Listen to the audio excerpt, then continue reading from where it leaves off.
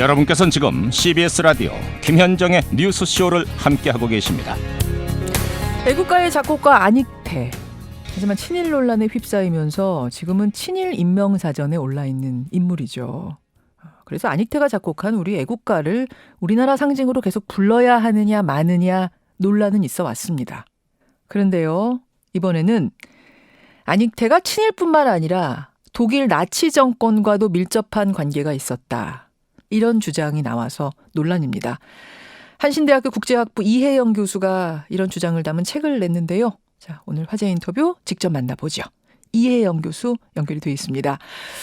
이 교수님 안녕하세요. 안녕하세요. 예, 네. 책 제목이 안익태 케이스? 네. 사실 친일 논란은 지난 10여 년간 끊임없이 있었어요. 그래서 애국가를 네. 쓰느니 마느니 뭐 이런 저희 토론도 하고 했던 기억이 나는데, 네. 민족문제연구소가 친일 인명사전에 올리기까지 한 이유, 대표적인 친일 행정 몇 가지만 짚어주신다면요? 가장 대표적으로는요, 42년 9월 18일 예. 만주국 건국 10주년 기념 연주회를, 축하 연주회를 베를린에서 안익태가 지휘를 합니다. 일본의 만주국. 네. 그 영상이 당시에 한 10여 년 전에 한국에 처음으로 소개가 됐고, 예. 그리고 그걸 기반으로 해서 이제 안익태의 그 친일 행적에 대해서 예. 연구서들이 나오고 논문들이 나오기 시작한 거죠. 그렇죠. 그렇게 하나둘 밝혀지면서 친일 인명사전에까지 오르게 된 건데, 네. 이번에는 친일 얘기가 아니라 나치와의 연관성을 주장하셨어요. 네. 무슨 얘기입니까? 그 안익태의 베를린 시절 한 2년 반 가까운데요. 예. 이때를 풀이할 수 있는 그 키맨이 에하라 고이치라는 사람입니다. 이 사람이 근데 OSS, 지금은 CIA죠, 미국의. 예. 그 문서에 따르면은 그 일본의 유럽 첩보망의 독일 책임자, 독일 총책이었다 그러거든요. 첩보 책임자의 집에 첩보 책임자 전시 상황에서 어허. 그러면 아무런 이유 없이 안익태를 2년 반 가까이 데리고 있었겠냐 하는 거는 나름대로 합리적 의심이라고 볼 수가 있을 거예요. 그다음 두 번째 측면이 하나가 있는데, 예. 그 안익태를 스폰서해줬던 독일협회라고 하는 예. 나치의 외곽 조직이었죠. 나치 외무성과 나치 선전성으로부터 자금을 받는 예. 나치 조직이었어요. 나치의 조직이 안익태를 후원했다. 후원 정도가 아니라 이 행사를 이제 어레인지를 하고 수고비를 지불한다든지 이런 것들을 쭉 2년 넘게 해온 셈이죠.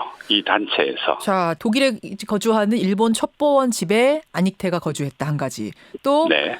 나치의 외곽 조직인 독일 협회에서 안익태를 후원했다, 두 가지. 요 두 가지는 어떻게 보면 간접적인 정황이고 보다 직접적인 다른 연관관계도 있습니까? 기본적으로 당시의 전시 상황이고 독일하고 일본은 군사 동맹 관계였어요. 그다음에 43년 7월 달에 예. 안익태가 독일로부터 제국 음악원 회원증을 발부받아요. 조선사람으로서 유일하죠. 근데 이 회원증을 자세히 뜯어보면은 게슈타포가 신원 검증을 합니다. 정치적으로 아무 하자 없음 이렇게 도장이 꽉 찍혀 있는 이 회원증을 가지고 이제 본격적으로 활동을 하려고 하던 차에 전황이 독일에게 점점점 불리하게 된 거죠. 그러니까 독일의 나치의 눈으로 사상 검증을 할 때 아무 문제가 없다라는 증서가 나왔다는 거예요. 네, 회원증이죠. 근데 그러니까 한국인이라면 꼭 나치에 뭐 부역을 하지 않았더라도 특별히 나치에 반대될 유태인하고의 관계도 없고 하니까 그런 회원증 나올 수도 있는 거 아닌가요? 근데 이 나치즘은 모든 사람을 정치적인 관점, 자기에게 유리한지, 자기에게 맞는지 정치적으로 이 관점에서 판단을 해요.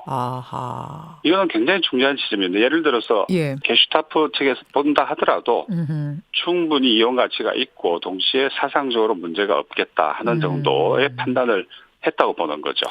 나치즘 혹은 히틀러에 부역하는 혹은 동조하는 그들이 주최한 음악회 같은 데서 연주한 기록 같은 것도 있나요? 그렇죠. 4월 20일이 히틀러의 생일이에요. 그런데 1944년 4월 달에 파리에서 베토벤 축제가 열립니다. 페스티벌이. 그때 이제 안익태가 4월 19일 날, 그다음에 4월 21일 날 지휘를 하죠. 근데 재미난 것은 4월 20일 날 우리 다 아는 카라얀이 여기서 지휘를 합니다. 히틀러 생일 축하 공연을 하는 거죠. 제가 지금 듣는 와중에 네. 독일에 거주하는 일본인 첩보원의 예. 집에 거주했다는 게 이게 굉장히 흥미로운데요. 재미난 사실이죠. 그렇죠. 아닉테는 어떻게 하다가 그 집에 가게 됐다고 공식적으로는 어떻게 알려져 있었어요, 그동안? 공식 기록에 당연히 없겠고 이 에하라 고이치라는 사람의 그 후일담 기록이 남아 있어요. 그 첩보원에 예. 41년 연말쯤 돼가지고 이제 아닉테가 불가리아에 있는 일본 대사관에서 기미가요를 연주했다고 하는 그 기록들이 남아 있거든요. 예. 그 직후에 에하라 고이치가 말하기를 아닉테가 자기를 찾아와 상담을 요청했다 해서 자기 동생도 마침 일본 동경음악원 출신인데 아닉테도 거기 출신이고 해서 예. 아닉테를 후원하고 대성시키기 위해서 예. 자기 집으로 오라고 했다. 이렇게 기록은 되어 있어요. 그래요. 애국가의 작곡가기 때문에 우리가 네. 아닉테 행적에 주목할 수밖에 없는 건데 그래서 새로운 애국가가 지금이라도 필요한 거 아니냐라는 주장도 있는데 어떻게 생각하세요? 주로 봐서는 우리가 선택을 해야 될 거로 봅니다. 첫 번째는 예. 그냥 모른 척하기. 지금 10년 동안 그렇게 해왔지 않습니까? 모른 척하기. 예. 그다음에 두 번째 조금 찜찜하지만 네.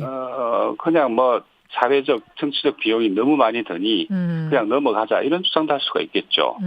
그다음에 마지막 우리가 선택할 수 있는 옵션은 예. 역사 정의라는 차원에서 좀 더 국민적인 공론화를 통해서 새로운 국가를 만들자. 왜냐하면은 애국가는 국가가 아니에요, 기본적으로.